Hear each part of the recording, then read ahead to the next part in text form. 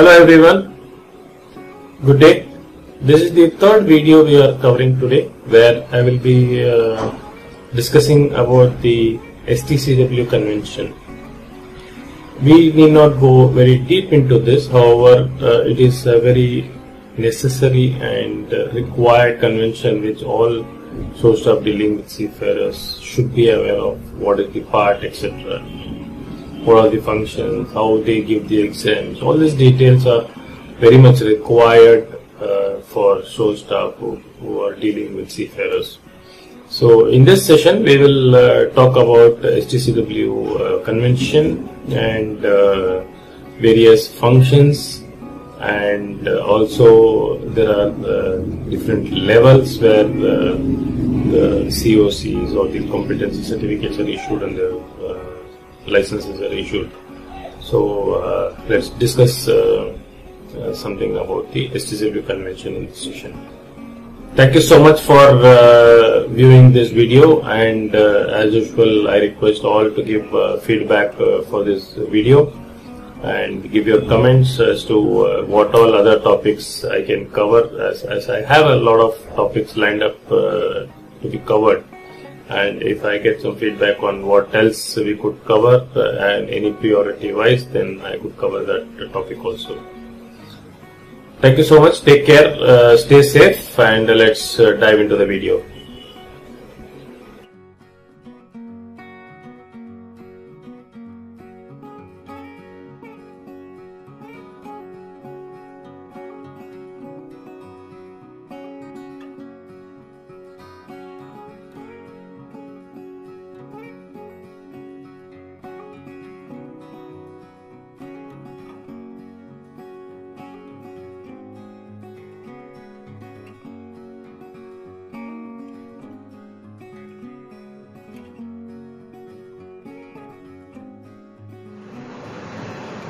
Hello everyone, I welcome you all to the third video, which will be covering licenses and courses. We will start with licenses and see how it goes, because licenses itself is a very huge topic to cover. What is a license? License is basically you have the proficiency to operate the vessel in the specified rank or designation or the level, you can tell. So these are given by the governments. For example, if it is in India, it will be the DG Shipping, and you have similar Director General of Shipping in all the seafaring countries where they issue the licenses.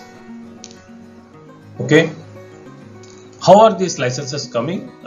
Meaning who gives the guidelines for these licenses? That comes from the convention called the STCW convention, that is Standard of Training, Certification and Watchkeeping for Seafarers. STCW, I think you should be very familiar with the term, rather the phrase, if you are already a seafarer or you are working in the office and you have been dealing with seafarers for some time now. But for newcomers, STCW is the convention, or rather what is STCW is a book of rules, you can say. This is published by the International Maritime Organization, and basically that is the central organization. Like what you have for labor, you have the International Labour Organization. For the maritime industry, you have the International Maritime Organization. Okay, so this is basically guidelines kind of a book where IMO doesn't have any authoritative power to enforce any regulations or rules. They can suggest, they will bring up, they have a lot of committees, and again if you go into the structure of IMO, that's again a huge topic, so let's keep it for some other video. Basically we will keep it to IMO makes the regulations, and all the countries follow those regulations. Okay, let us keep it at that. Okay, so licenses, first is the convention, what we have seen. how is this convention, or we will call it, book of rules, for easy understanding. We will not use the word convention. It looks very hard and very heavy. We will use book of rules for training, certification, and watchkeeping.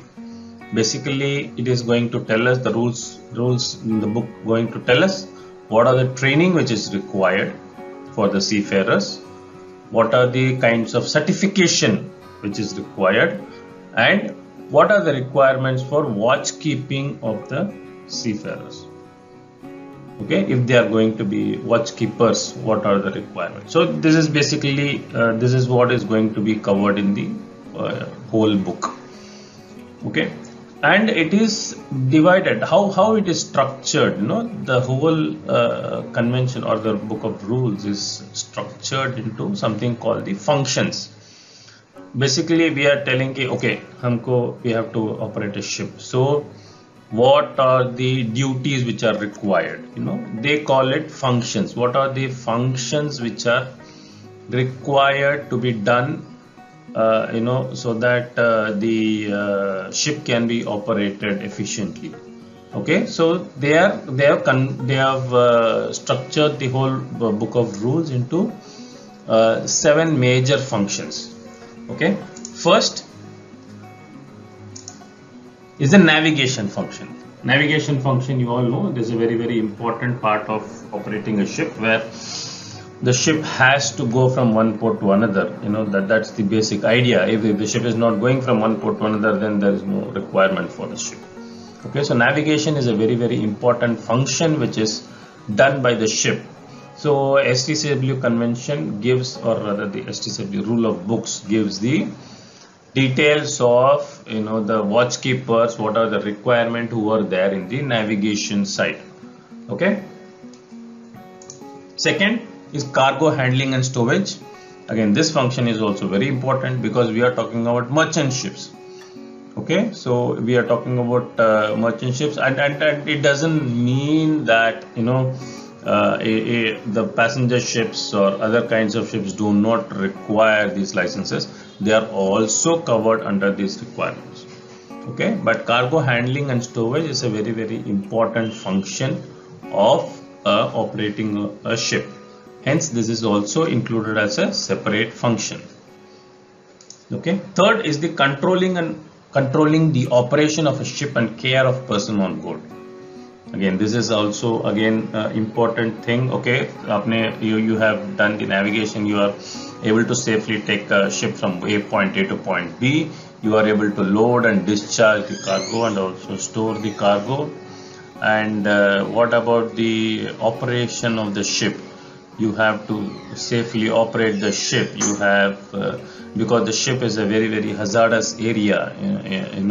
You have to be very, very careful. It is more hazardous than working in any air-conditioned office.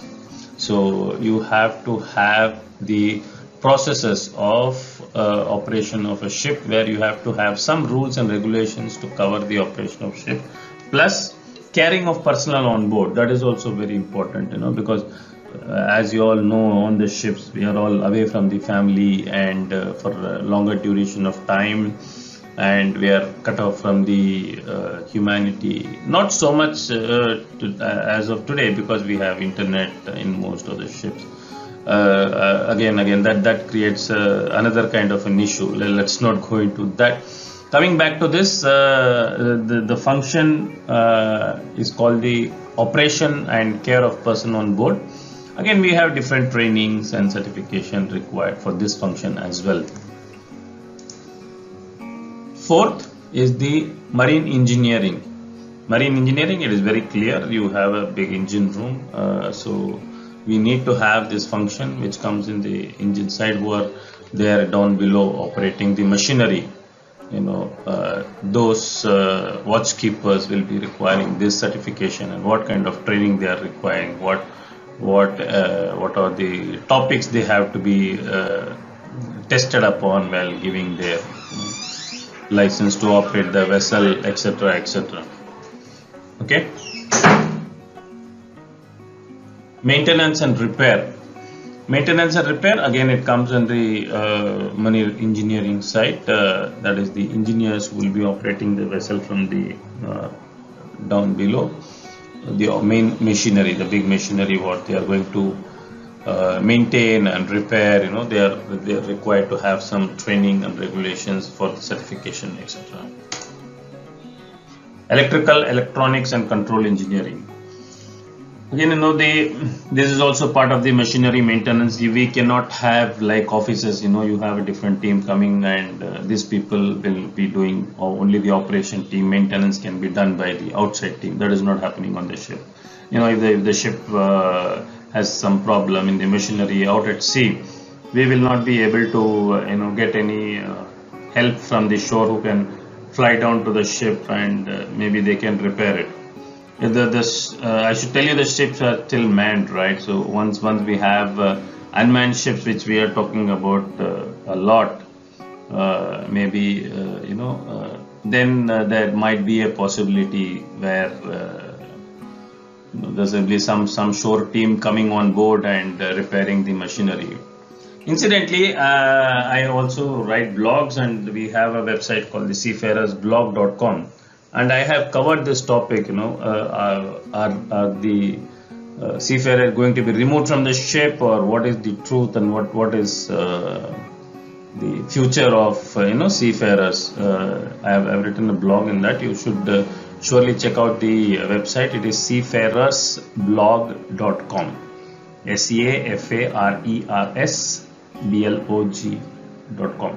Please go there and visit the website. I have a lot of other blogs also, and we have others also who have contributed to the blog. So it will be a good read for you to go through the website. Last is the radio communication. Again, maintenance is done, cargo operation is done, navigation is done, everything is done, but we need to have some communication with the shore side also. You cannot be an independent entity like the olden days. The total communication is cut off between the ship and shore till the ship reaches the other port. People don't know where is the ship, etc., etc. So that doesn't happen in this present scenario. So radio communication is a very, very vital part of keeping the continuity between the ship and the shore.